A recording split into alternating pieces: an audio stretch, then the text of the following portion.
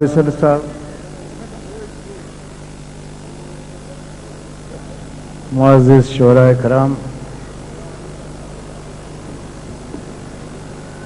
मेरे अजीज़ और मोहतरम भाई कुंवर महेंद्र सिंह बेदी, आज की तकरीब के दीगर मुअज़्ज़िज़ मेहमान, कैफियत तकरीबन ऐसी है कि सुकून दिल के लिए कुछ तो एहतमाम करूं और ज़रा नज़र जो मिले फिर उन्हें सलाम करूं।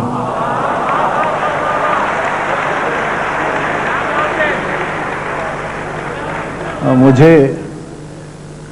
मुझे तो होश नहीं, आप मशवरा दीजिए। मुझे तो होश नहीं, आप मशवरा दीजिए, कहाँ से छेड़ूं फसाना, कहाँ तमाम करूं।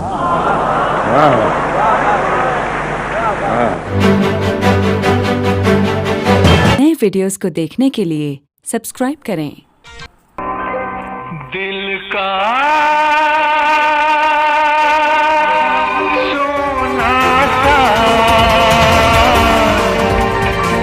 तराना ढूंढेगा, दिल का सोना सा तराना ढूंढेगा, तीरथ का है ना निशाना ढूंढेगा, मुझको मेरे पास जमाना ढूंढेगा।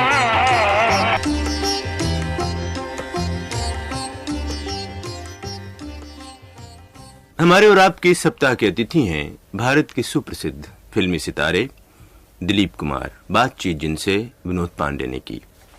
दिलीप साहब, बीबीसी की हिंदी सर्विस की तरफ से आपका स्वागत है। नमस्ते। नमस्कार। दिलीप साहब, ज्वारभाटा से आदमी तक करीब 25 साल गुजर गए, एक अरसा, एक युग गुजर गया। आज इन पिछले 25 सालों की तरफ मुड़कर देखते वक्त आपको कैसा लगता है? बस ऐसे लगता है थोड़ा सा वक्त गुजरा, अभी अभी की बात है। जैसे आप कहते हैं कि एक युग बीत गया, ज़माना बीत गया, ऐसा नहीं लगता मुझे। वो दिन नहीं है, लेकिन फिर भी सुबह होती है रोज़, शाम होती है और वक्त का सिलसिला वैसे ही चलता है। मौसम बदलते हैं, बरसात आती है, फिर सर्दियाँ हो जाती हैं, फिर गर्मी पड़ती है। तो वक्त के बहाव में तो कोई फ़र्क नहीं है। सारी चीज़ें वैसी हैं, छोटे छोटे हालात वाक़यात जो हैं वो बदलते रहते हैं। उस जमाने में अच्छे घरों के लड़के लड़कियों के लिए फिल्मों में आना सामाजिक रूप से एक बुरी बात समझी जाती थी। घर वाले अपने बच्चों को सिनेमा या थिएटर में काम करने की इजाज़त नहीं देते। क्या आपको भी इस विरोध का सामना करना पड़ा था? हाँ, एक हद तक, लेकिन उस वक्त तक काफ़ी अच्छे लोग आ चुके थे फिल्म में, काफ़ी अच्छी इंस्टीट्यूशंस थी फिल्में बनाने की, और बड़े माकूल किस्म के लोग थे। क्योंकि मुझे याद है उस ज़माने में पृथ्वीराज जी थे, बड़ी यानी उनका एहतराम किया जाता था फिल्मों में। देवी करानी थी, उनका बड़ा एहतराम किया जाता था। और BN सरकार, बरवा, नितिन बाबू, ऐसे लोग थे, शांताराम जी थे, जिनकी बड़ी इज्जत की जाती थी। तो एक किस्म का यानी सोशल प्रेजुडिस जिसको कहेंगे, वो उस ज़माने में थी, एक हद तक अब भी है। उसका जहाँ तक मेरी अपनी ज़ाती ज़िंदगी का ताल्लुक़ है, मुझे कोई ख़ास उससे साबक़ा ऐसा नहीं पड़ा। शुरू में जब आप फिल्मों में आए तो क्या ये इत्तेफाकन था या कि आप जानबूझकर योजना पूर्वक की फिल्मों में आए थे? की शूटिंग देखने गया था, उसने इत्तेफाक ऐसा हुआ कि उन लोगों से जिनसे मुझे मिलाया गया, उन्होंने ये समझा कि शायद मैं भी कुछ काम कर सकूं। मुझसे पूछा, जी हाँ। मैंने कहा नहीं, मुझे कुछ भी नहीं आता है। मैं पूछा कभी ड्रामे में काम किया? मैंने कहा नहीं। और मेरा बिल्कुल ये कयास नहीं था, बल्कि यकीन था कि मैं फ़िल्म की अदाकारी बिल्कुल भी नहीं कर सकूँगा और एकदम नाकाम हो जाऊँगा, ऐसा मुझे यकीन था। इन 20 सालों में आपने हर प्रकार की भूमिकाएं निभाई हैं। कहीं आप जोगन, जुगनू और देवदास के निराश प्रेमी बने हैं, तो कहीं शबनम, आज़ाद और कोहिनूर जैसे चित्रों में मस्त और हंसमुख नायक बने हैं। दाग जैसे चित्र में आप एक साधारण कारीगर और शराबी बने हैं, तो शहीद में एक राजनीतिक क्रांतिकारी या फिर पैगाम में एक ट्रेड यूनियन नेता। इन तरह तरह के कैरेक्टर्स को निभाने में किस प्रकार के कैरेक्टर को आपने सबसे ज्यादा चाहा है? हर किस्म की एक्टिंग अच्छी लगती है करते हुए। कॉमेडी करते हुए अच्छा लगता है, ट्रेजेडी करते हुए अच्छा लगता है, और गंवार का कैरेक्टर अच्छा लगता है, सोफिस्टिकेशन अच्छा लगता है, क्योंकि ये तजाद है इनमें। मुख्तलिफ किस्म के जो किरदार हैं वो करने से एक तरह की ड्रिलिंग होती है और उससे इंसान मंझता है, उसका काम मंझता है, उसकी काबिलियत मंझती है। वरना क्या होता है कि एक ही ढंग में लोग प्रैक्टिस करते चले जाते हैं और उनका एक ही किस्म की पर्सनैलिटी फिल्म पर हर फिल्म में आती है, और किरदार निगारी के लिहाज से या एक्टिंग के लिहाज से उसको समझते हैं कि वो आदमी महदूद हो गया, उसकी कोशिश भी महदूद हो गई। तो आप जब किसी कैरेक्टर को आप लेते होंगे, जो दिया जाता होगा आपको, तो आप क्या अप्रोच लेते हैं? आप उस कैरेक्टर को वो दूसरा कोई आदमी है ऐसे नहीं सोचते। जैसे आप अगर कोई फिल्म डायरेक्ट कर रहे हो या प्रोड्यूस कर रहे हो तो आपके उस ड्रामे में 20 कैरेक्टर हैं। आप एक डायरेक्टर की हैसियत से या एक मुसन्निफ की हैसियत से वो 20 कैरेक्टरों के साथ आप डील कर रहे हैं। लेकिन अगर उनमें से मैं एक प्ले कर रहा हूँ या एक अदा कर रहा हूँ तो मुझे उस एक कैरेक्टर से वाबस्तगी है। आपने मेरे लिए एक कैरेक्टर चुना जो कि 30 साल की उम्र से उसकी कहानी शुरू होती है, और एक कैरेक्टर के एक्टर की हैसियत से मैं देखता हूँ कि आपके पास उसकी 29 साल का डेटा नहीं है। फिर मैं उसका 29 साल का जो डेटा है वो आपकी कहानी के फ्रेमवर्क में मैं खुद उसको तैयार करता हूँ ताकि मुझे उस कैरेक्टर से एक बुनियादी वाकफियत हो। जी हाँ। तो जो चीज़ आप 30 बरस की उम्र से आप लेते हैं, एक एक्टर की हैसियत से मैं चाहूँगा कि मैं उसे पैदाइश से लूँ, और वो मवाद या वो हादिसात जो उसकी ज़िंदगी के आपके पास नहीं हैं, मैं खुद उनको ईजाद करूँ। आपके ख्याल में कलाकारों द्वारा अच्छे अभिनय करवाने में डायरेक्टर का हाथ कहाँ तक होता है? मेरा मतलब है, क्या एक अच्छा डायरेक्टर कलाकार से अच्छी भूमिका, अच्छा कैरेक्टर करवा सकने में सहायक होता है?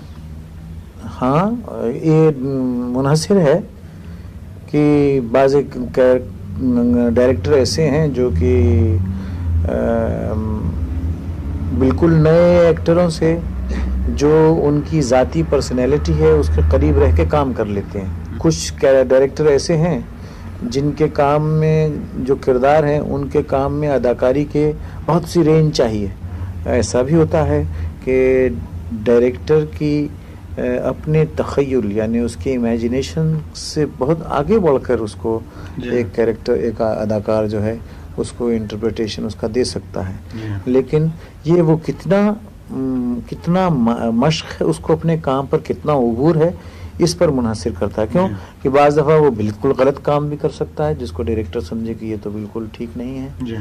वो तो ये कोई ऐसी चीज़ नहीं जिसमें एक ख़ास तौर से एक लकीर खींची जा सकती है कि एक कैरेक्टर ही, एक अदाकार ही एक कैरेक्टर की तख्लीक कर सकता है या उसको क्रिएट कर सकता है, या एक डायरेक्टर ही है जिस पर सब कुछ मुनहसिर है। मैंने अक्सर डायरेक्टरों के साथ जब काम किया तो वो एक हद के बाद मुझे अक्सर छोड़ देते हैं कि तुम क्या सोचते हो, तुम्हारे दिल में क्या आता है, और मेरे दिल में मैं वाकई फिर सोचता हूँ कि क्या है। जज्बाती तौर से कांटेक्ट करने की कोशिश करते हैं कि अगर ये ऐसा हो जैसे आप कहें कि ये भाई ये औरत है, ये माँ है तुम्हारी और ये मर गई है। अब हमको मालूम है कि ये माँ तो ललिता पवार हैं और ये सामने लेटी हुई हैं, ये मरी हुई नहीं है। ये आपको इसका इल्म है, और आपके हर ज़हनी जो फैकल्टी है वो इस बात के ख़िलाफ़ है। ये औरत जो लेटी हुई है ये तुम्हारी माँ नहीं है, ये एक और औरत है और ये ज़िंदा है, और इसने अभी खाना खाया है और अभी उठ के चल फिर रही थी और तुम्हारा शॉट हो जाएगा, उसके बाद फिर चलने फिरने लगेगी। उस सूरत में क्या होता है कि अपने आप को बिल्कुल क़तई नज़र इस बात के कि ये औरत मेरी माँ नहीं है, लेकिन अगर ये मेरी माँ होती तो उस वक्त इंसान का दिमाग सोचने लगता है। हम अपनी माँ का तख़य्युल ले आते हैं, और कई दफ़ा ऐसे होता है कि बड़ी कभी डायरेक्ट तौर से कभी इनडायरेक्ट तौर से अपने जज्बात को कांटेक्ट करना पड़ता है। अच्छा डायरेक्टर जो होता है वो अक्सर ये देखता है कि एक अदाकार में क्या सलाहियत है और वो कितनी दूर तक पहुंच उसकी है जी। और बार दफ़ा अगर उस अदाकार में ज़्यादा सलाहियत ना हो तो डायरेक्टर हर जगह पर फिर उसको गाइड करता है। दिलीप साहब, आपने यूं तो किसी फिल्म का निर्देशन नहीं किया, पर वैसे सेट्स पर आप अपने साथी कलाकारों को, खासतौर पर नए कलाकारों को, उन्हें अच्छी भूमिका अदा करने में कीमती मदद देते रहते हैं। क्या पूछ सकता हूँ आपने औपचारिक रूप से किसी फिल्म का निर्देशन क्यों नहीं किया? बस नहीं किया। करेंगे आप निर्देशन कभी? पता नहीं। आपकी जो प्रतिभा है वो निर्देशक के रूप में छिपी क्यों रहे? हम उससे अलग क्यों रह जाएं? देखिए जब वक्त आए देखेंगे। अभी आप कुछ मुझसे कहलवाना चाह रहे हैं ये मैं देख रहा हूँ और मैं नहीं कहना चाह रहा क्योंकि ये जो है निजी तौर से एक आर्टिस्ट की हैसियत से जब दूसरे आर्टिस्ट हमारे साथ काम करते हैं, कुछ मश्क वाले लोग होते हैं, कुछ बहुत माहिर होते हैं, कुछ माहिर नहीं होते हैं, कुछ काम अदाकारी जानते हैं लेकिन एक ढर्रे में पड़ के उनको ख़ास ढंग की एक्टिंग करने की आदत हो जाती है। तो हम लोग जब आपस में काम करते हैं तो बहुत सी चीज़ें हमवार करनी पड़ती हैं आर्टिस्टों को आपस में। इस सूरत से अच्छे डायरेक्टर जो हैं वो अक्सर उमूमन आर्टिस्टों को छोड़ देते हैं कि वो अपना एक रिदम डेवलप करें हर सीन के अंदर। जी। और इस हिसाब से कहेंगे डायरेक्शन तो मैंने अक्सर दफ़ा अपने सीन्स जो हैं हम लोग बैठ के एडजस्ट करते हैं और आगे भी करते रहेंगे। फॉर्मली ये कहना कि इश्तिहार में नाम छप जाए कि ये फिल्म हमने डायरेक्ट की है या नहीं की है।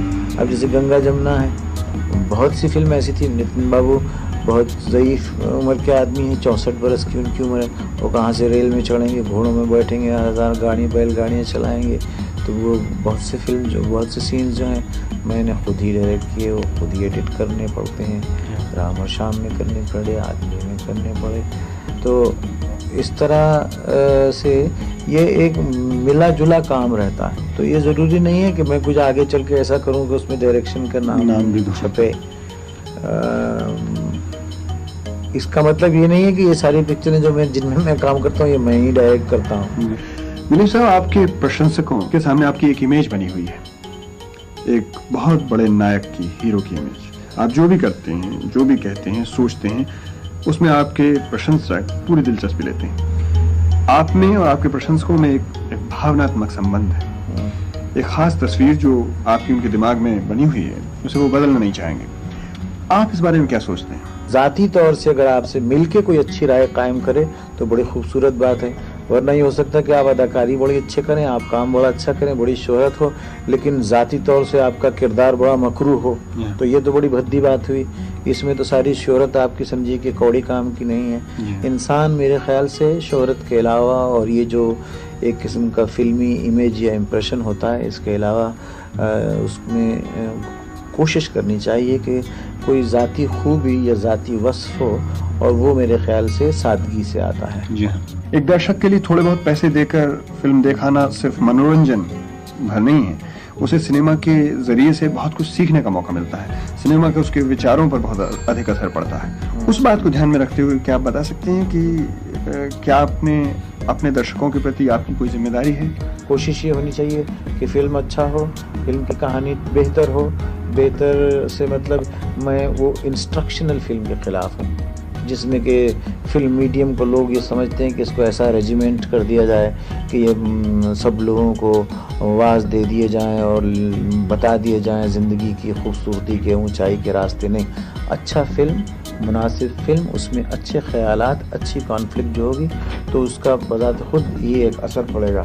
मैं प्रोपेगेंडा फिल्मों के ख़िलाफ़ हूँ जिसमें कि बहुत वाज़े तौर से खुल्लम खुल्ला, जैसे कभी कभी देखती हैं कि शराब है, मसलन शराब के ख़िलाफ़ ये लंबे चौड़े भाषण और लेक्चर दिए जा रहे हैं, और इसी किस्म की आजकल जैसे ये पॉपुलेशन को जो रोकने के लिए बड़े बड़े लेक्चर दिए जाते हैं। मुझे लेक्चरबाजी की फिल्में पसंद नहीं हैं। वो एक फ़िल्म को और एक उसको एक मीडियम ऑफ प्रोपेगेंडा बन जाता है। दिलीप साहब बहुत बहुत धन्यवाद, नमस्कार। आदाब।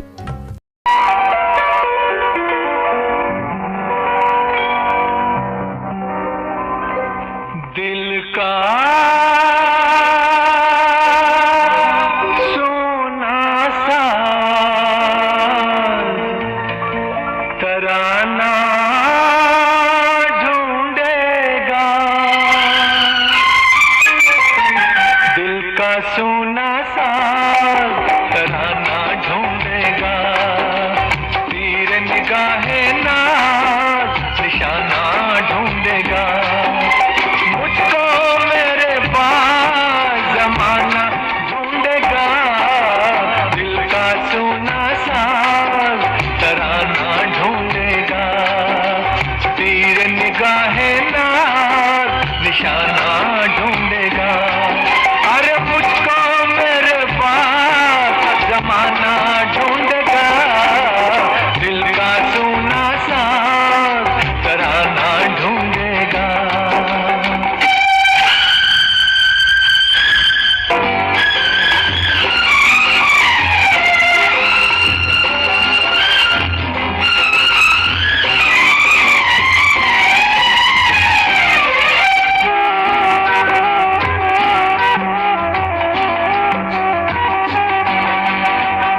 लोग मेरे ख्वाबों को चुरा के